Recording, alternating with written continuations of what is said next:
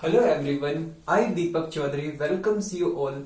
तो आज हम लोग पढ़ेंगे chemical bonding and molecular structure, जो कि क्लास 11th का चैप्टर है। उसमें कि हाइब्रिडाइजेशन किसी मॉलिक्यूल का कैसे पता करें कि हाइब्रिडाइजेशन क्या होगा। तो आज की वीडियो जो है वो रहने वाली है हाउ टू कैलकुलेट हाइब्रिडाइजेशन, किसी भी मॉलिक्यूल में हाइब्रिडाइजेशन का कैसे पता करें। तो आज का जो हमारी क्लास है वो रहेगी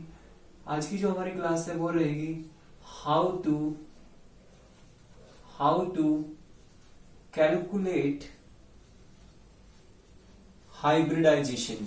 हाइब्रिडाइजेशन का कैसे कैलकुलेशन करें, आप कैसे पता लगाएं किसी मॉलिक्यूल में हाइब्रिडाइजेशन क्या होगी, हाइब्रिडाइजेशन क्या है, क्या क्या उसके टाइप्स होंगे, क्या क्या उसकी थ्योरीज है, वो मैंने प्रीवियस लेक्चर में आपके लिए बना दिया है।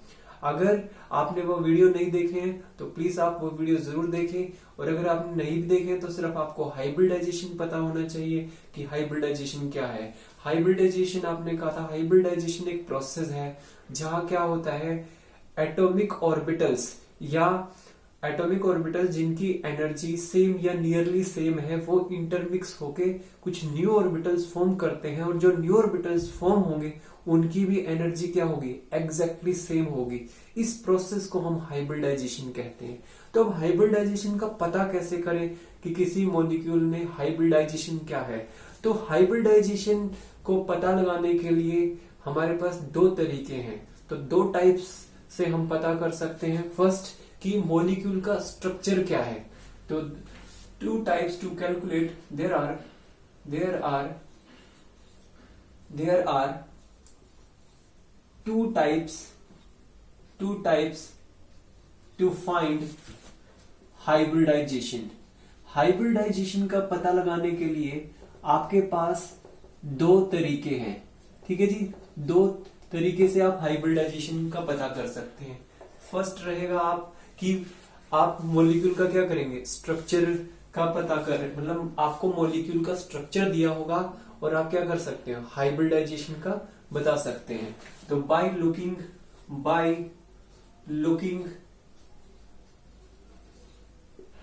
एट द स्ट्रक्चर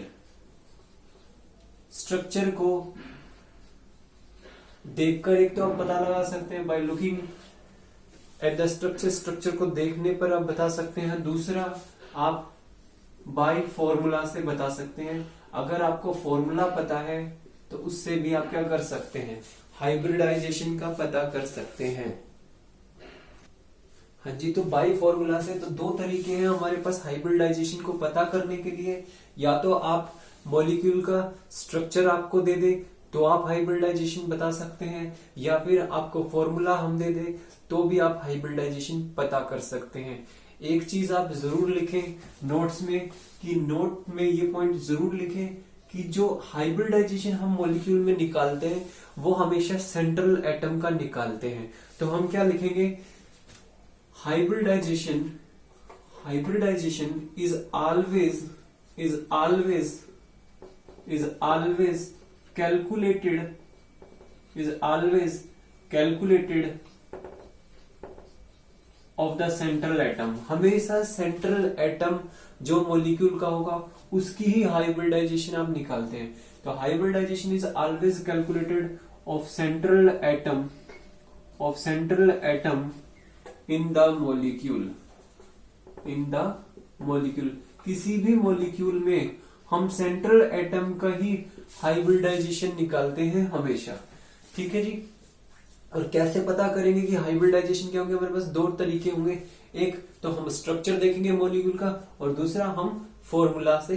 तो पहले जो है हम by looking at the structure, कि आपको स्ट्रक्चर दिया होगा और स्ट्रक्चर को देख के आप हाइब्रिडाइजेशन का पता कर सकते हैं। तो पहले मैं आपको कुछ स्ट्रक्चर्स दूंगा, उस स्ट्रक्चर को देख के आप किस तरीके से हाइब्रिडाइजेशन कैलकुलेट कर सकते हैं इसको हम डिस्कस करेंगे। हाँ जी, तो हम जो है किस तरीके से स्ट्रक्चर को देख के हम पता करेंगे हाइब्रिडाइजेशन का। हाइब्रिडाइजेशन जो है हमेशा सेंट्रल एटम का ही निकालेंगे हम मॉलिक्यूल में। ठीक है जी। तो हम पहले वाले मेथड को देखते हैं कि किस तरीके से स्ट्रक्चर को देख के आप हाइब्रिडाइजेशन जो सेंट्रल एटम का है किसी मॉलिक्यूल में क्या होगा उसका कैसे पता करेंगे। ठीक है जी। तो हम जो है हम स्ट्रक्चर आपको प्रोवाइड करेंगे और आपको क्या करना है, सेंट्रल एटम की हाइब्रिडाइजेशन बतानी है। और हम हमेशा सेंट्रल एटम जो भी मॉलिक्यूल में होगा उसका ही हाइब्रिडाइजेशन कैलकुलेट करते हैं। तो हम पहला मेथड बताने जा रहे हैं कि कैसे आप स्ट्रक्चर को देख के हाइब्रिडाइजेशन बताएंगे। ठीक है जी। तो हम पहला मेथड पढ़ रहे हैं बाय स्ट्रक्चर, स्ट्रक्चर से कैसे पता करेंगे।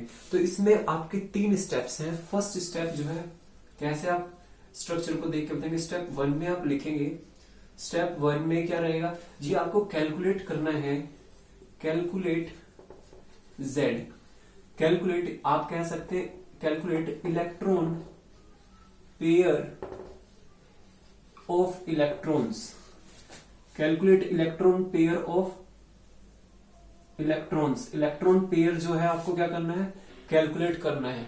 कैलकुलेट इलेक्ट्रॉन पेयर, या आप ये कह सकते हैं कैलकुलेट इलेक्ट्रॉन पेयर, या इसको कह लीजिए number of electron pairs calculate कर लीजिए। तो आप यहां से इसको और बेटर कह सकते हैं calculate number of electron pair.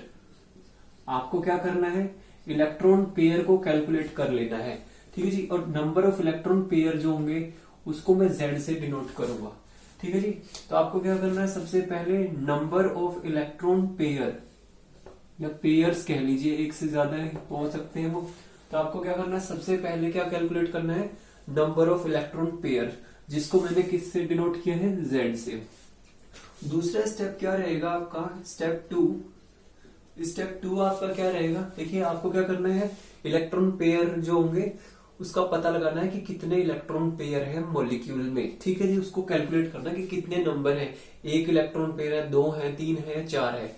ठीक है जी। तो दूसरे स्टेप में पता करेंगे कि कैसे इलेक्ट्रॉन पेयर कैलकुलेट करें। तो नंबर ऑफ इलेक्ट्रॉन पेयर जो हम कैलकुलेट करेंगे, तो हम कह सकते हैं नंबर ऑफ इलेक्ट्रॉन पेयर, जिसको आपने Z से डिनोट किया है, Z से रिप्रेजेंट किया है, वो किसके बराबर होता है, नंबर ऑफ सिग्मा इलेक्ट्रॉन्स।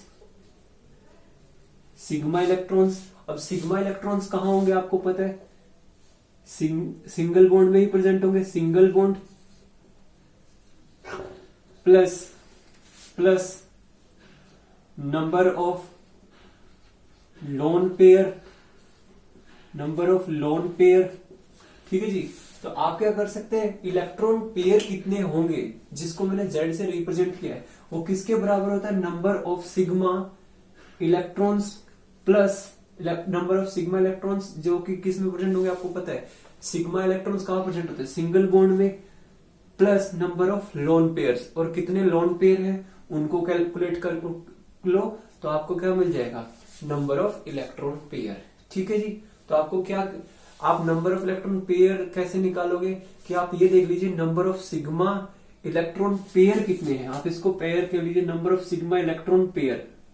ठीक है जी। Number of sigma electron pair कह लीजिए इसको, number of sigma electron pair जिसके सिंगल बॉन्ड में प्रेजेंट होंगे, plus number of lone pairs. ठीक है जी। इसको इन दोनों का एडिशन जो आएगा आपको नंबर ऑफ इलेक्ट्रॉन पेयर बताएगा। स्टेप 3 में जो आपका रहेगा, स्टेप 3 में आपका क्या रहेगा, स्टेप नंबर 3 में जो है आपका क्या रहेगा, देखिए अब कैसे पता करेंगे कि नंबर ऑफ इलेक्ट्रॉन पेयर तो आपने पता कर लिए। तो मान लीजिए आपकी Z की वैल्यू, Z मतलब नंबर ऑफ इलेक्ट्रॉन पेयर। ठीक है। अगर नंबर ऑफ इलेक्ट्रॉन पेयर्स जो है कौन रिप्रेजेंट कर रहा है आपका, Z, number of electron pair की वैल्यू, अगर ये सोल्व करने पे, स्टेप 2 को सोल्व करने पे अगर आपको वैल्यू देता है 2, अगर 2 देगा तो हाइब्रिडाइजेशन, जब मैंने आपको थ्योरीज पढ़ाई थी, तो अगर 2 इलेक्ट्रॉन पेयर हैं किसी मॉलिक्यूल में, तो आपने क्या कहा था, हाइब्रिडाइजेशन क्या होगी, sp। और हाइब्रिडाइजेशन जो है क्या बताता है आपको, ज्योमेट्री। तो आपको ज्योमेट्री भी बता सकते हैं और हाइब्रिडाइजेशन भी। तो हाइब्रिडाइजेशन क्या होगी, और हाइब्रिडाइजेशन किसको बताता है, ज्योमेट्री को। ठीक है जी। हाइब्रिडाइजेशन किसको बताता है, ज्योमेट्री को। ज्योमेट्री क्या होता है, arrangement of bond pair plus lone pair, कि किस तरीके से बॉन्ड पेयर और लोन पेयर किसी मॉलिक्यूल में अरेंज है, उसको कौन बताता है, ज्योमेट्री बताता है। ठीक है जी। अब देखिए नंबर ऑफ इलेक्ट्रॉन पेयर जो होगा, अगर आपकी वैल्यू आती है 2 तो हाइब्रिडाइजेशन रहेगा sp, ज्योमेट्री क्या आएगी आपकी, लीनियर। ठीक है जी, ये आप रिमेंबर कर लेंगे। इसी तरीके से अगर नंबर ऑफ इलेक्ट्रॉन पेयर 3 आया तो आप कहोगे हाइब्रिडाइजेशन sp2 और आपकी ज्योमेट्री होगी ट्राइगोनल प्लेनर, ट्राइगोनल प्लेनर। ठीक है जी। अगर आपके आते हैं नंबर ऑफ, ये सॉल्व करने पे अगर वैल्यू आपकी आती है 4 तो आप कहोगे hybridization is sp3 and the geometry is tetrahedral. ठीक है जी। अगर आपके आते हैं 5 इलेक्ट्रॉन पेयर, जेड की वैल्यू अगर यहां से सोल्व करने पे 5 आई तो आप कहोगे sp3d hybridisation and the geometry is trigonal bipyramidal, trigonal bipyramidal. ठीक है जी। इसी तरीके से अगर 6 आ गया तो आप कहोगे hybridization is sp3d2 and the geometry is octahedral. Octahedral means जिसके 8 फेसेस होंगे, ऑक्टाहेड्रल। और अगर लास्ट वन इज, अगर 7 आई है नंबर ऑफ इलेक्ट्रॉन पेयर की वैल्यू तो हाइब्रिडाइजेशन रहेगी sp3d3 and the geometry is pentagonal, pentagonal bipyramidal. ठीक है जी। तो ये जो है आप किसी स्ट्रक्चर को देखेंगे, मतलब आपको स्ट्रक्चर दे देंगे हम, आपको क्या कैलकुलेट करना है स्टेप 1 में, नंबर ऑफ इलेक्ट्रॉन पेयर। अब नंबर ऑफ इलेक्ट्रॉन पेयर कैसे पता करने हैं आपको जितने number of sigma electron pair है, मतलब जितने सिंगल बॉन्ड है, और उसमें क्या कर देना है, नंबर ऑफ लोन पेयर को ऐड कर देना है। इन दोनों के एडिशन से आपको क्या मिल जाएगा, नंबर ऑफ इलेक्ट्रॉन पेयर्स पता चल जाएंगे। और स्टेप 3 में नंबर ऑफ इलेक्ट्रॉन पेयर जितने जितने होंगे उसके कोरोस्पोंडिंग हाइब्रिडाइजेशन और उसके कोरोस्पोंडिंग ज्योमेट्री आपको रिमेंबर कर लेनी है। ये हमने थ्योरीज ऑफ हाइब्रिडाइजेशन में भी पूरा वीडियो बनाया है कि 2 अगर नंबर ऑफ इलेक्ट्रॉन पेयर की वैल्यू हुई तो hybridization is sp and the geometry is linear.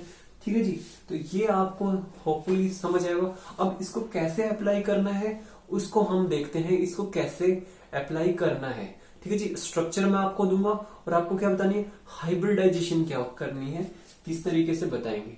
तो चलिए जी अब शुरू करते हैं। हाँ जी, तो हमारा जो था, हम जो पढ़ रहे हैं पहला मेथड बाय स्ट्रक्चर से हम पढ़ा रहे हैं आपको कि स्ट्रक्चर्स के आप किस तरीके से हाइब्रिडाइजेशन बताएंगे सेंट्रल एटम की। ठीक है जी। तो मैं फर्स्ट एग्जांपल लेके चलता हूं। ठीक है जी। मैंने अगर आपको सल्फर ट्राइऑक्साइड दिया है तो अगर देखिए इसमें सेंट्रल एटम कौन है, सल्फर है। ये तो आपको मैंने लेविस डॉटर स्ट्रक्चर में भी पढ़ाया था कि जो क्या होगा मिनिमम नंबर में होता है वो क्या होता है, सेंट्रल एटम। मिनिमम नंबर में कौन है, सल्फर है। तो ये सब तो बात आपको पता है। और हाइब्रिडाइजेशन मैंने आपको बताया हमेशा मॉलिक्यूल के सेंट्रल एटम का ही हम हाइब्रिडाइजेशन को कैलकुलेट करते हैं।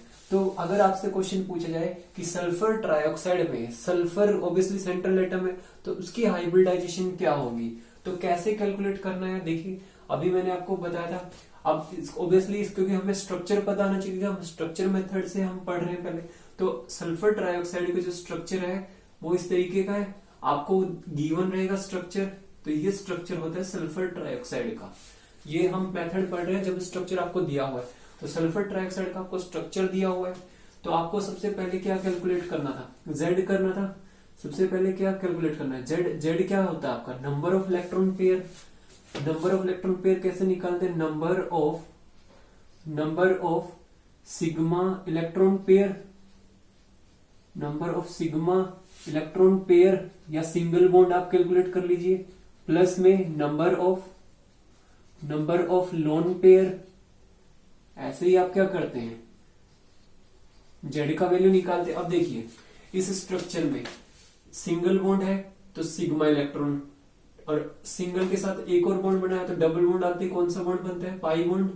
तो यहां पर भी क्या है, सिंगल बॉन्ड और ये क्या है, पाई बॉन्ड। इसी तरीके से सिंगल बॉन्ड और ये पाई बॉन्ड। ठीक है जी। अब देखिए यहां पर देखिए मैंने क्या लिखा था, नंबर ऑफ इलेक्ट्रॉन पेयर कैसे कैलकुलेट करते हैं, number of sigma electron pair, कितने सिग्मा इलेक्ट्रॉन पेयर हैं, या आप अब जो सिग्मा इलेक्ट्रॉन पेयर होंगे वो किस में होंगे, ऑब्वियसली सिंगल बॉन्ड में प्रेजेंट होंगे। तो आप देखिए सिंगल बॉन्ड कितने हैं इस मॉलिक्यूल में, एक सिंगल बॉन्ड, ये इसी में सिग्मा इलेक्ट्रॉन होंगे, दूसरा तो पाई है, पाई तो हमें नहीं चाहिए, तो एक सिग्मा इलेक्ट्रॉन, दो सिग्मा इलेक्ट्रॉन पेयर हो गया, ये एक सिग्मा इलेक्ट्रॉन पेयर, दो सिग्मा इलेक्ट्रॉन पेयर, तीन सिग्मा इलेक्ट्रॉन पेयर। अब देखिए जो ये नंबर ऑफ लोन पेयर था ये किस पे है, ये ऑन सेंट्रल एटम, आप जरूर कर दीजिएगा वहां पर change, on central atom, central atom पे कितने लोन पेयर हैं ये ध्यान रखिएगा कि जो ये नंबर ऑफ लोन पेयर थे फॉर्मूले में, ये किस में थे, सेंट्रल एटम पे था। अब देखिए सेंट्रल एटम सल्फर है, सल्फर के पास क्या है, कोई लोन पेयर नहीं है, ठीक है जी। तो पहले देखिए आप number of sigma electron pair कितने हैं, आपने देखा एक सिग्मा इलेक्ट्रॉन पेयर, दो सिग्मा इलेक्ट्रॉन पेयर, तीन सिग्मा इलेक्ट्रॉन पेयर, तो number of sigma electron pair की वैल्यू कितनी होगी, 3 plus number of lone pair on central atom, central atom sulphur है, सल्फर के पास कोई लोन पेयर है, ऑब्वियसली नहीं है, तो वैल्यू होगी 0, तो टोटल कितना हो गया 3, तो Z का वैल्यू क्या आ गया, 3 आ गया आपका। अगर Z का वैल्यू 3 होता है तो आपको पता है हाइब्रिडाइजेशन क्या होगी, क्योंकि 3 हाइब्रिड ऑर्बिटल से मिलकर बना होगा, मतलब 3 ऑर्बिटल की इंटरमिक्सिंग हुई होगी, एक s की हुई होगी और 2 p की, तो हाइब्रिडाइजेशन इज sp2 हाइब्रिडाइजेशन हो गई। और अगर sp2 हाइब्रिडाइजेशन है, जो मैंने टेबल आपको बताई थी, तो उसकी ज्योमेट्री क्या होगी, आपने कहा था trigonal planar, trigonal planar is your geometry, ठीक है जी। अब मान लीजिए मैं एक और स्ट्रक्चर आपको दे दूं, सपोज कीजिए मैंने आपको वाटर दिया है, वाटर, और इसका स्ट्रक्चर मैंने आपको दे दिया, वाटर का स्ट्रक्चर इस तरीके का ही होगा और इसका लोन पेयर इसी तरीके का रहेगा वाटर। अब देखिए इसमें भी सबसे पहले क्या करोगे, Z कैलकुलेट करोगे, तो Z कैसे करते हो, number of sigma electron pair जो कि किसमें प्रेजेंट होंगे, सिंगल बॉन्ड में, तो आप क्या कीजिए सिंगल बॉन्ड को कैलकुलेट कर लीजिए सिंपली।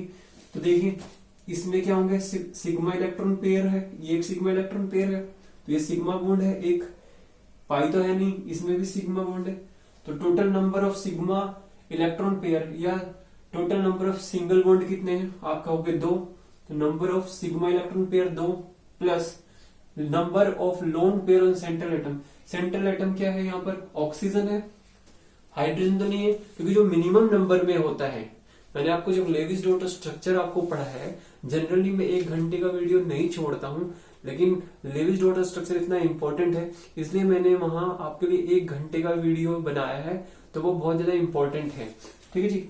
तो वहां पे मैंने सब रूल बता दिए, सेंट्रल एटम कैसे पता करते हैं, तो ऑक्सीजन है, ऑक्सीजन क्या है, यहाँ सेंट्रल एटम है, तो अब सेंट्रल एटम पे कितने लोन पेयर हैं आप देख सकते हैं, 1 और 2, तो 2 लोन पेयर है, तो Z का वैल्यू कितना हो गया 4। अगर Z का वैल्यू आपका 4 आता है तो ऑब्वियसली ये 4 एटॉमिक ऑर्बिटल से इंटरमिक्स हुए होंगे, 4 कौन से होंगे, एक S और 3 P, तो hybridization is sp3 hybridization. And your geometry is, आपकी ज्योमेट्री क्या रही होगी, हाँ जी, तो sp3 हाइब्रिडाइजेशन होगी। अब ज्योमेट्री क्या रहेगी, अगर 4 वैल्यू था, sp3 हाइब्रिडाइजेशन था, ज्योमेट्री क्या आपको बताई थी, टेट्राहेड्रल, ठीक है जी। तो टेट्राहेड्रल क्या रहेगी, वाटर की ज्योमेट्री रहेगी, ठीक है जी। हाइब्रिडाइजेशन पता तो आप ज्योमेट्री भी बता सकते हैं। मान लीजिए आपको मैंने अमोनिया मॉलिक्यूल दे दिया और मैंने आपसे पूछा है इसमें सेंट्रल एटम की हाइब्रिडाइजेशन बताइए, सेंट्रल एटम नाइट्रोजन है, तो आपको स्ट्रक्चर गिवन होना चाहिए, तो ये मैंने आपको स्ट्रक्चर दे दिया, ठीक है जी। ये आपको स्ट्रक्चर दिया है, कुछ इस तरीके का स्ट्रक्चर रहता है अमोनिया का, ठीक है जी। सबसे पहले क्या कैलकुलेट करना है, Z कैलकुलेट करना है। Z कैसे निकालते हैं, मतलब नंबर ऑफ इलेक्ट्रॉन पेयर कैसे निकालते हैं, number of sigma electron pair, ये सिग्मा इलेक्ट्रॉन पेयर का होता है सिंगल बॉन्ड में। अब सिंगल बॉन्ड जो है वो कितने हैं, तो आप देख सकते हैं एक सिंगल बॉन्ड, दूसरा सिंगल बॉन्ड, तीसरा सिंगल बॉन्ड, ठीक है जी। तो 3 हो गए number of sigma electron pair plus number of lone pair on central atom, central atom nitrogen, nitrogen पे कितने लोन पेयर है, 1 है, तो आंसर क्या आ गया आपका 4। अगर 4 रहेगा तो सब कुछ सेम रहेगा। sp3 hybridization, sp3 hybridization and the geometry is your tetrahedral. ठीक है जी। तो इस तरीके से आप क्या कर सकते हैं, किसी भी मॉलिक्यूल की में सेंट्रल एटम का हाइब्रिडाइजेशन बता सकते हैं और उसके कोरोस्पोंडिंग ज्योमेट्री क्या होगी वो भी आप बता सकते हैं। हाँ जी, मैं और एग्जांपल आपके लिए लेके आया हूं, NO3 माइनस। ठीक है जी। इसका स्ट्रक्चर आपको गिवन होगा, स्ट्रक्चर आपको दिया हुआ है कुछ इस तरीके का, ये इसका स्ट्रक्चर होता है। अगर आपको स्ट्रक्चर नहीं पता तो आप लेविस डॉट स्ट्रक्चर वाली वीडियो जरूर देखिए, उससे आपको समझ में भी आ जाएगा स्ट्रक्चर कैसे ड्रॉ किए हैं। अगर आपको नहीं पता है तो अभी तो हम सिर्फ क्योंकि स्ट्रक्चर आपको गिवन होगा उसकी बात करें। अगर स्ट्रक्चर नहीं पता होता इस मॉलिक्यूल का तो हाइब्रिडाइजेशन कैसे पता करेंगे वो भी इसी वीडियो में हम देखेंगे। ठीक है जी। अब देखिए इसमें क्या पता करना है, सबसे पहले आपको Z निकालना है। Z क्या है आपका नंबर ऑफ इलेक्ट्रॉन पेयर। देखिए अब यहाँ पर ये सिंगल बॉन्ड है तो यहाँ सिग्मा इलेक्ट्रॉन पेयर, एक सिंगल बॉन्ड दूसरा पाई बॉन्ड, एक सिंगल बॉन्ड दूसरा वाला पाई बॉन्ड। ठीक है जी। और ये वाला सिंगल बॉन्ड, यही होगा। तो देखिए इसमें number of sigma electron pair कितने हैं, तो आपने देखा एक सिग्मा इलेक्ट्रॉन पेयर, दो सिग्मा इलेक्ट्रॉन पेयर, तीन सिग्मा इलेक्ट्रॉन पेयर। तो number of sigma electron pair की वैल्यू होगी 3 plus number of lone pair on central atom. अब देखिए नाइट्रोजन जो है, नाइट्रोजन यहाँ पर सेंट्रल एटम है, इस पे कोई लोन पेयर नहीं है तो 0 हो गया वैल्यू। टोटल आंसर क्या आ गया 3। अगर Z का वैल्यू 3 है तो आप क्या कहोगे, 3 ऑर्बिटल के इंटरमिक्स होने से मिला बना होगा। तो वो कौन कौन से होंगे, एक S और 2 P। तो sp2 हाइब्रिडाइजेशन होगी। और ज्योमेट्री क्या रहती है, जब आपकी sp2 हाइब्रिडाइजेशन होती है तो आप कहते हो ट्राइगोनल प्लेनर। ट्राइगोनल प्लेनर ये आपकी ज्योमेट्री रहेगी। ठीक है जी। और एग्जांपल लेते हैं हम, और एक और एग्जांपल में लेके आया हूं, सल्फर टेट्राफ्लोराइड। अगर ये वाला मॉलिक्यूल दिया, इसका स्ट्रक्चर आपको दिया हुआ है क्योंकि अभी स्ट्रक्चर आपको प्रोवाइड है, तो इस तरीके का इसका स्ट्रक्चर होता है। ठीक है जी। ये इसका स्ट्रक्चर आपको दिया हुआ है। अब इसमें पता कीजिए सबसे पहले Z का वैल्यू। तो देखिए सबसे पहले किसका पता करना, number of sigma electron pair. तो देखिए एक सिग्मा इलेक्ट्रॉन पेयर, दूसरा सिग्मा इलेक्ट्रॉन पेयर, तीसरा सिग्मा इलेक्ट्रॉन पेयर, चौथा सिग्मा इलेक्ट्रॉन पेयर। तो हमारे पास 4 सिग्मा इलेक्ट्रॉन पेयर है plus number of lone pair on central atom. Sulphur central atom है, इस पे कितने लोन पेयर है, 1 है। तो Z का वैल्यू कितना हो गया 5। अगर 5 है तो आपको पता है 5 एटॉमिक ऑर्बिटल इंटरमिक्स में होंगे, S एक ही हो सकते हैं, P 3 ऑर्बिटल मिक्स हो सकते हैं। अब 4 ऑर्बिटल हो गए इनको मिला के, अब एक रह गया तो sp3d हाइब्रिडाइजेशन हो गई और sp3d हाइब्रिडाइजेशन हो गई। अब ये हाइब्रिडाइजेशन जो आई है वो किसकी आई है, सेंट्रल एटम की आई है। सेंट्रल एटम की हमेशा हाइब्रिडाइजेशन हम कैलकुलेट करते हैं। अगर ये आई है तो आप ज्योमेट्री क्या कहोगे, ट्राइगोनल बायपिरामिडल। ठीक है, ये इसकी क्या रहेगी ज्योमेट्री। तो इस तरीके से आप स्ट्रक्चर को देखकर उसके सेंट्रल एटम की हाइब्रिडाइजेशन पता कर सकते हैं। ठीक है जी। और मैं कुछ क्वेश्चंस लेके आया हूं, आप भी प्रैक्टिस कर सकते हैं। ठीक है जी। और भी मैं आपके लिए अच्छे अच्छे क्वेश्चंस लेके आया हूं इस वीडियो में कि किस तरीके से आप कैलकुलेट कर सकते हैं। तो देखिए एक क्वेश्चन और लगाते हैं। अब थोड़ा ऑर्गेनिक मॉलिक्यूल को भी ले लेते हैं कि किसी ऑर्गेनिक मॉलिक्यूल में कैसे कैलकुलेट करना है आपको। ठीक है जी। एक और देता हूं मैं आपको एग्जांपल। तो मान लीजिए ये एग्जांपल है,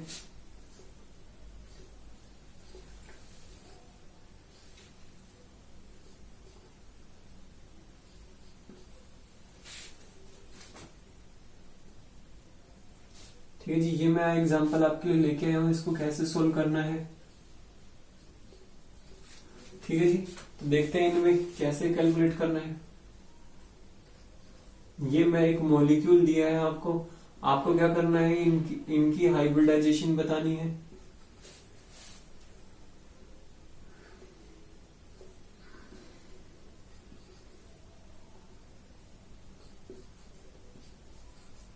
ठीक है जी। ये स्ट्रक्चर दिया हुआ है, यहां पर जो कार्बन एटम्स हैं, इस मॉलिक्यूल में जो कार्बन एटम्स हैं उन सब की क्या करनी है, आपको हाइब्रिडाइजेशन निकालनी है। ठीक है जी। मैंने क्या किया है आपके लिए, ये आपके एक मॉलिक्यूल दिया है, इसमें जितने भी कार्बन एटम्स हैं सब कार्बन एटम्स की हाइब्रिडाइजेशन निकालनी है। ठीक है जी। क्वेश्चन ये है, तो कैसे लगाएंगे आप ऐसे क्वेश्चंस को। ठीक है, कैसे लगाएंगे देखिए। सबसे पहले यहाँ पर इस वाले कार्बन की बात करते हैं, ठीक है जी, इस कार्बन की बात करते हैं, ठीक है जी। तो यहाँ Z वैल्यू निकाल दीजिए इस वाले कार्बन के कोरोस्पोंडिंग। देखिए अगर यहाँ Z देखें तो देखिए इसके कोरोस्पोंडिंग देखिए कितने सिग्मा इलेक्ट्रॉन है, एक सिग्मा इलेक्ट्रॉन, दो सिग्मा, मतलब बॉन्ड कैलकुलेट कर लीजिए, number of sigma electron pair चाहिए, या सिंगल बॉन्ड आप कैलकुलेट कर लीजिए, एक सिंगल बॉन्ड टोटल आप कैलकुलेट कर लीजिए, टोटल कितने हुए हैं, 4 हो गए। अगर 4 है, 4 number of sigma electron pair की वैल्यू हुई 4, number of lone pair on central atom carbon है यहाँ पर, इस पे क्या कोई लोन पेयर है, नहीं है, तो वैल्यू कितनी हुई 0, तो 4 + 0 दैट इज 4, तो इस वाले की वैल्यू कितनी आ गई 4। इसी तरीके से इसकी Z की वैल्यू कैलकुलेट करिए, क्या कैलकुलेट करना है, सिंगल इसके क्रॉसपोर्ट, इसके चारों तरफ आप number of sigma electron pair calculate कीजिए, या सिंगल बॉन्ड को कैलकुलेट कर लीजिए। तो देखिए इसके चारों तरफ, तो एक तो ये हो गया सिंगल बॉन्ड, एक ये हो गया, और एक इसमें भी होगा, एक सिग्मा और दूसरा क्या होगा पाई। तो अगर आप कैलकुलेट करें यहाँ पर, तो number of sigma electron pair कितने हैं, एक सिग्मा इलेक्ट्रॉन पेयर, दो सिग्मा इलेक्ट्रॉन पेयर, तीन सिग्मा इलेक्ट्रॉन पेयर, तो 3 हो गए। क्या इस पे कोई लोन पेयर है, लोन पेयर नहीं है, तो कितना वैल्यू हो गया इसका, Z का वैल्यू 3। इसी तरीके से इसमें कैलकुलेट करके देखिए, तो एक सिग्मा इलेक्ट्रॉन पेयर, दो सिग्मा इलेक्ट्रॉन पेयर और 3 सिग्मा इलेक्ट्रॉन पेयर, इसके इस कार्बन के चारों तरफ कितने हैं, 3 सिग्मा इलेक्ट्रॉन पेयर। इसी तरीके से इसमें कैलकुलेट करके देखिए कितने सिग्मा इलेक्ट्रॉन पेयर हैं, एक सिग्मा इलेक्ट्रॉन पेयर और 2 सिग्मा इलेक्ट्रॉन पेयर। अब सिग्मा बॉन्ड के बाद नेक्स्ट बॉन्ड कौन सा बनता है, पाई बॉन्ड, उससे नेक्स्ट बॉन्ड क्या बनता है, पाई बॉन्ड। तो कितने सिग्मा इलेक्ट्रॉन पेयर हैं, आपने कहा 2, तो इस वाले की कितनी वैल्यू हुई 2, क्योंकि कोई लोन पेयर नहीं है। सेम इसी के साथ रहेगा, एक सिग्मा इलेक्ट्रॉन पेयर, बाकी बचे हुए लोन ये पाई बॉन्ड, और ये वाला भी क्या है सिग्मा इलेक्ट्रॉन पेयर। तो कितने सिग्मा इलेक्ट्रॉन पेयर हो गए, आपका हो गए 2। इसी तरीके से इसमें देखिए आप, एक सिग्मा इलेक्ट्रॉन, एक सिग्मा इलेक्ट्रॉन, टोटल कितने सिग्मा इलेक्ट्रॉन हो गए 3। इसी तरीके से इसमें कैलकुलेट कीजिए, एक सिग्मा इलेक्ट्रॉन, दो sigma electron, 3 sigma electron, total is 3। अब आपने Z की वैल्यू निकाली, क्योंकि किसी भी कार्बन एटम के ऊपर लोन पेयर नहीं है, तो इसकी वैल्यू हमेशा 0 ही रहेगी इस वाले क्वेश्चन में, ठीक है। अब हाइब्रिडाइजेशन आप निकाल दीजिए, अगर 4Z की वैल्यू हो तो हाइब्रिडाइजेशन क्या रहेगी इस वाले कार्बन की, आपका हो गया sp3। अगर 3 रहेगी वैल्यू तो क्या आएगी sp2, इसकी क्या आएगी sp2, इसकी क्या आएगी sp, इसकी क्या रहेगी sp, इस वाले कार्बन की क्या रहेगी sp2, इसकी क्या रहेगी sp2, ठीक है। तो आपने सारे कार्बन एटम्स की हाइब्रिडाइजेशन बता दी कि कौन से वाले कार्बन की हाइब्रिडाइजेशन क्या होगी। सिर्फ आपने क्या कैलकुलेट किया कि आपको क्या कैलकुलेट करना था कि नंबर ऑफ सिग्मा बॉन्ड आप कैलकुलेट कर लीजिए, और प्लस में क्या कर दीजिए number of lone pair. Lone pair कहीं पे नहीं है इस क्वेश्चन में, तो आपको क्या कैलकुलेट करना है, सिर्फ number of single bond count कर लीजिए, और सिग्मा बॉन्ड के बाद जो भी बॉन्ड बनता है वो पाई बॉन्ड बनता है, डबल बॉन्ड बनता है, ट्रिपल बॉन्ड बनता है, वो क्या होते हैं हमेशा पाई बॉन्ड होते हैं, ठीक है जी। तो इस तरीके से आप किसी ऑर्गेनिक मॉलिक्यूल में भी आप किसी कार्बन की हाइब्रिडाइजेशन निकाल सकते हैं। एक क्वेश्चन और करते हैं इसी पे ही कि आप कैसे कर सकते हैं, और क्वेश्चन अगर आपको दिए जाए, ठीक है जी। तो होपफुली आपको अच्छा लगा होगा ये वीडियो यहाँ तक। इसीलिए एक मॉलिक्यूल और लेते हैं कि कैसे हम इनको कैलकुलेट करके देखें, ठीक है जी। ये मैं अगर आपके लिए क्वेश्चन और लेके आया हूं, ये आपको एक क्वेश्चन दिया हुआ है, और इनमें भी हर कार्बन एटम की क्या करनी है आपको। अब देखिए स्ट्रक्चर दिया हुआ है यहाँ पर, ठीक है जी, ये आपको स्ट्रक्चर दिया हुआ है, और आपको क्या करना है हर कार्बन एटम की हाइब्रिडाइजेशन निकालनी है। तो Z कैलकुलेट कर लेंगे, पहले इस कार्बन की बात करते हैं। सिग्मा बॉन्ड कैलकुलेट कर लीजिए, एक सिग्मा बॉन्ड, दो sigma bond, 3 sigma bond, 4 sigma bond, तो Z की वैल्यू हो गई 4।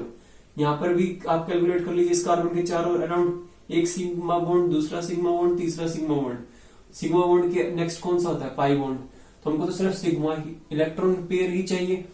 तो कितने हो गए 1 2 3, तो टोटल वैल्यू होगी 3। इसी तरीके से इसको कैलकुलेट कर लीजिए, एक सिग्मा इलेक्ट्रॉन, दो सिग्मा इलेक्ट्रॉन पेयर और तीसरा sigma electron pair, total value कितनी हुई 3।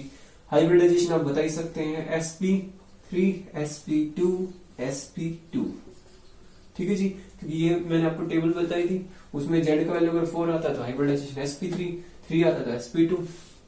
तो इस तरीके से आप क्या कर सकते हैं, किसी भी कार्बन एटम का ऑर्गेनिक मॉलिक्यूल में हाइब्रिडाइजेशन निकाल सकते हैं। तो ये तो बात हुई हमारी कि किस तरीके से हमें स्ट्रक्चर दिया हुआ है, हम क्या कर सकते हैं हाइब्रिडाइजेशन निकाल सकते हैं सेंट्रल एटम की। अब बात करते हैं कि अगर आपको स्ट्रक्चर नहीं दिया हुआ है तो आप कैसे बताएंगे। सिर्फ आपको मॉलिक्यूल का नाम मैंने बता दिया और आपको बताना है कि हाइब्रिडाइजेशन क्या होगी वहां पर सेंट्रल एटम की, क्योंकि सेंट्रल एटम की हाइब्रिडाइजेशन हम निकाल दें तो उसको कैसे कैलकुलेट करेंगे। अब हम देखते हैं दूसरा मेथड, बाई फॉर्मूला से आप कैसे निकालेंगे। ठीक है जी, शुरू करते हैं बाई फॉर्मूला से। हाँ जी, तो शुरू करते हैं हम सेकंड मेथड। सेकंड मेथड जो है हमारा बाई फॉर्मूला की। फॉर्मूला अगर आपको पता है, फॉर्मूला आपको याद रखना है, सिर्फ फॉर्मूला देख के ही आप क्या करोगे, फॉर्मूला को अप्लाई करोगे और आप किसी भी मॉलिक्यूल के सेंट्रल एटम की हाइब्रिडाइजेशन बता सकते हैं। ठीक है, तो हाइब्रिडाइजेशन निकालने का बाई फॉर्मूला से क्या मेथड है, आपको क्या करना है, आपको वही Z निकालना पड़ेगा। सबसे पहले नंबर ऑफ इलेक्ट्रॉन पेयर्स कितने हैं।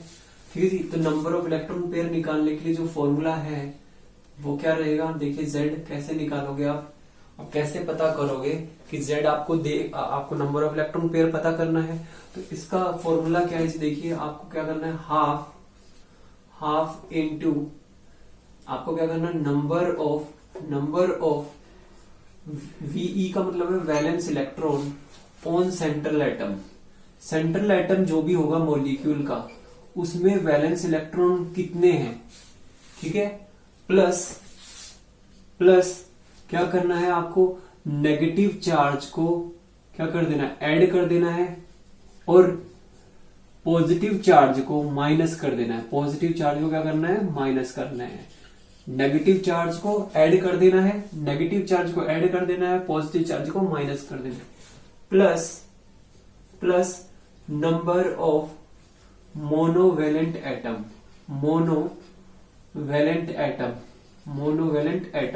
कि कितने मोनोवेलेंट एटम है जिनकी वैलेंसी 1 है। मॉलिक्यूल के अंदर कितने मोनोवेलेंट एटम है, ठीक है, वो उनकी संख्या कितनी है। ठीक है, उनको क्या कर देना है, आपको ऐड कर देना है। अब मोनोवेलेंट एटम कौन कौन से हो सकते हैं, आपका हाइड्रोजन हो सकता है, फ्लोरीन हो सकता है, क्लोरीन हो सकता है, ब्रोमीन हो सकता है, ये सारे आपके। तो ये है आपका फॉर्मूला किसी भी मॉलिक्यूल में क्या कर सकते हैं, हाइब्रिडाइजेशन निकालने का। आपको क्या करना है, half into number of valence electron on central atom, plus में क्या करना है, नेगेटिव चार्ज, माइनस में क्या करना है, पॉजिटिव चार्ज, प्लस में क्या करना है, नंबर ऑफ मोनोवेलेंट एटम की कितने मोनोवेलेंट एटम है जिनकी वैलेंसी 1 है। और मोनोवेलेंट एटम जो होते हैं हाइड्रोजन, फ्लोरीन, क्लोरीन या ब्रोमीन होते हैं। ठीक है जी, फॉर एग्जाम्पल, और वो आपको पता ही है, अगर इसकी वैल्यू Z की वैल्यू 2 आ गई तो hybridization sp and the geometry is linear. अगर 3 आई तो आपको पता है sp2 होगी हाइब्रिडाइजेशन, और आपकी ज्योमेट्री जो रहेगी वो क्या रहेगी, ज्योमेट्री आपकी आ जाएगी ट्राइगोनल प्लेनर। वो टेबल मैंने आपको आज की वीडियो में स्टार्टिंग में बताई थी। तो मान लीजिए फॉर एग्जांपल, मैं एक एग्जांपल आपको कराता हूं। अभी अमोनिया मॉलिक्यूल ले लेते हैं। अब आपको इसका स्ट्रक्चर आपको गिवन नहीं है, आपको फॉर्मूला पता होना चाहिए, सिर्फ फॉर्मूला पता करना है। और नाइट्रोजन यहाँ पे सेंट्रल एटम है अमोनिया में, तो यहाँ पर आपको हाइब्रिडाइजेशन बतानी है कि हाइब्रिडाइजेशन क्या होगी।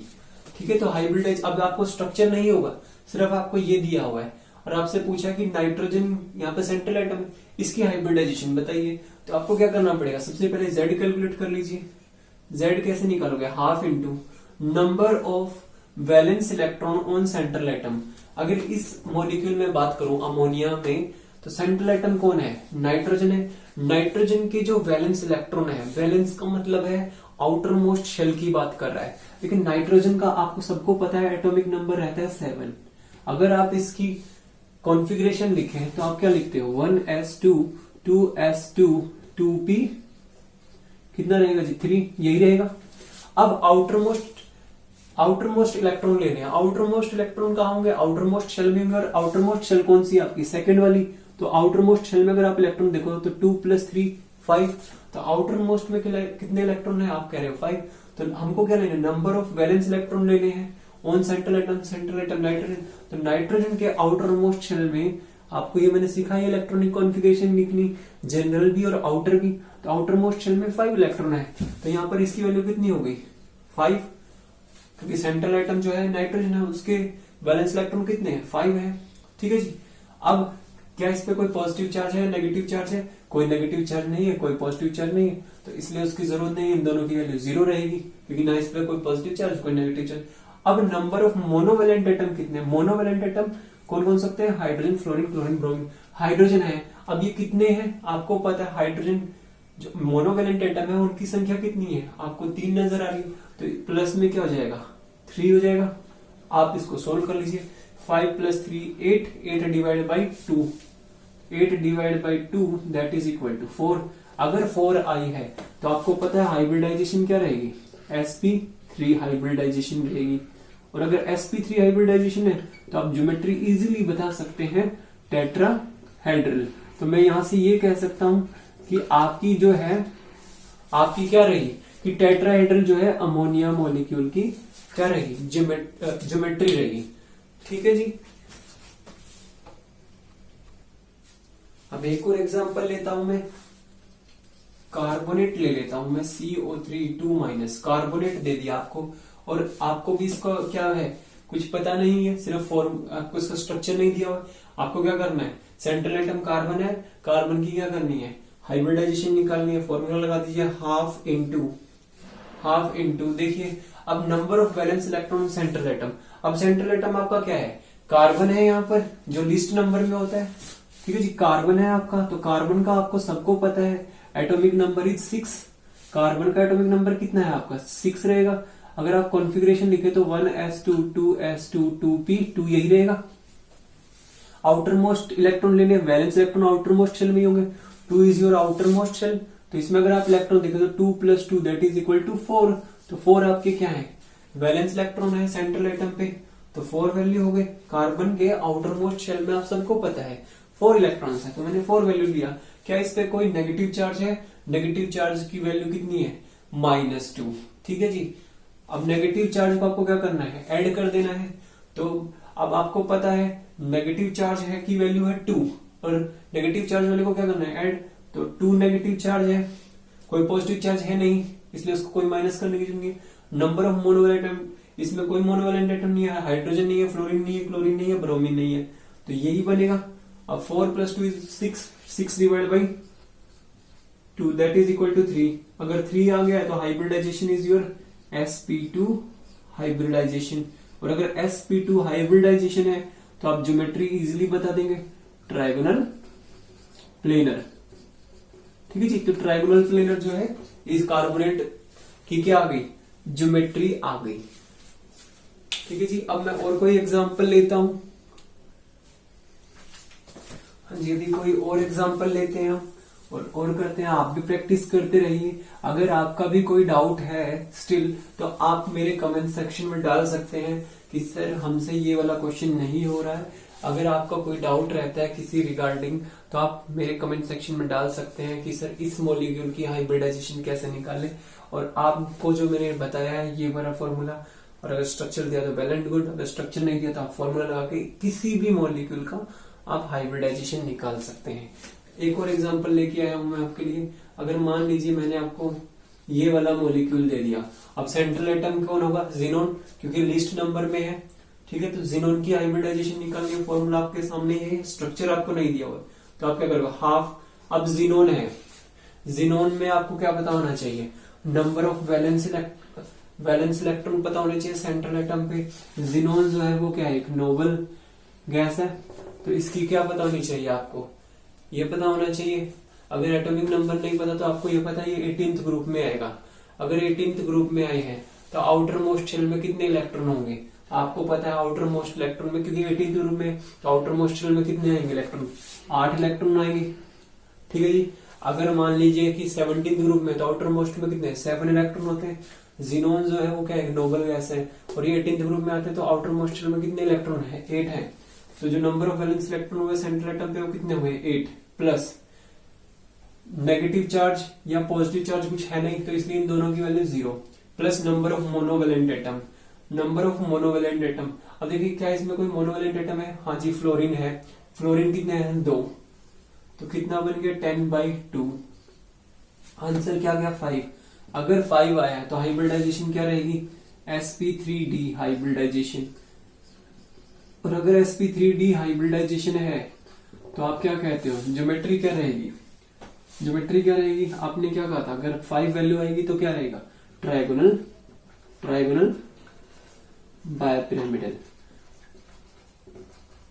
तो इस तरीके से आप किसी भी मॉलिक्यूल पे आप ट्राई करते रहिए, इस फॉर्मूले को अप्लाई कीजिए और आप इजीली क्या कीजिए, कैलकुलेट करते रहिए। ठीक है, एक एग्जांपल और करा देते हैं, और एक एग्जांपल और लेके आया हूं मैं। अगर मान लीजिए आपको मैंने सल्फर ये ले दिया, आपको ये वाला मॉलिक्यूल, ये सल्फाइड आयन है, ये एक सल्फेट होता है एक सल्फाइड है, ये आपको दिया है SO3 2-, तो कैसे करेंगे, आपको Z निकालना है, तो half central atom is your sulphur. तो Z इसका अगर हम कैलकुलेट करेंगे तो देखिए Z क्या आएगा, फॉर्मूला लगाइए, half into number of valence electron central atom. अब सेंट्रल एटम यहाँ पर क्या है, सल्फर। सल्फर का जो है सेंट्रल एटम है और कौन से ग्रुप में आता है, 16th ग्रुप में। अगर सल्फर 16th ग्रुप में आता है तो हमको पता है सल्फर के वैलेंस इलेक्ट्रॉन कितने होंगे, 6 प्लस, देखिए नेगेटिव चार्ज को क्या करना है, ऐड, और पॉजिटिव चार्ज को क्या करना है, माइनस। अब यहाँ पर क्या है, नेगेटिव चार्ज है। अगर नेगेटिव चार्ज है, नेगेटिव चार्ज की वैल्यू कितनी है, 2, तो हम क्या करेंगे, नेगेटिव चार्ज को ऐड करते हैं, तो क्या कर देंगे, जो 2 चार्ज है जो कि नेगेटिव है उसको क्या करना है, ऐड, तो नेगेटिव चार्ज की वैल्यू कितनी है, 2, उसको ऐड करना है। कोई पॉजिटिव चार्ज नहीं है इसलिए वैल्यू 0। क्या कोई मोनोवेलेंट एटम है, ऑब्वियसली नहीं है, तो कितना चाहिए जी, 8/2 दैट इज इक्वल टू 4। अगर 4 अगर वैल्यू आया तो आप क्या कहोगे, 4 एटॉमिक ऑर्बिटल के इंटरमिक्सिंग होने से बना है, तो हाइब्रिडाइजेशन क्या देगी, एक s ऑर्बिटल मिक्स होगा और 3 p ऑर्बिटल हुए होंगे, तो sp3 हाइब्रिडाइजेशन होगी। और अगर sp3 हाइब्रिडाइजेशन है तो हम क्या कहते हैं, ज्योमेट्री क्या रहेगी, टेट्राहेड्रल। तो इस तरीके से आप क्या कर सकते हैं, किसी भी गिवन मॉलिक्यूल का सिर्फ आपको ये फॉर्मूला पता है तो आप क्या बता सकते हैं, उसके सेंट्रल एटम की हाइब्रिडाइजेशन क्या होगी। अगर आपको मेरा ये वीडियो अच्छा लगा है तो प्लीज आप लोग लाइक, शेयर एंड सब्सक्राइब करें। और आपका कोई भी कमेंट है, मतलब इस कोई भी मॉलिक्यूल है जिसकी हाइब्रिडाइजेशन आपसे कैलकुलेट नहीं हो रही है, तो आप मेरे कमेंट सेक्शन में उसे डाल सकते हैं। तो मिलते हैं नेक्स्ट वीडियो में कि हाइब्रिडाइजेशन क्यों की जो थ्योरी थी वो क्यों फेल हो गई और एक नई थ्योरी आई, valence shell electron pair repulsion theory. तो नेक्स्ट वीडियो में हम valence shell electron pair repulsion theory को देखेंगे। उससे पहले मैं आपको बताऊंगा कि हाइब्रिडाइजेशन में क्या कमियां रह गई। तो मिलते हैं नेक्स्ट वीडियो में। Thank you so much.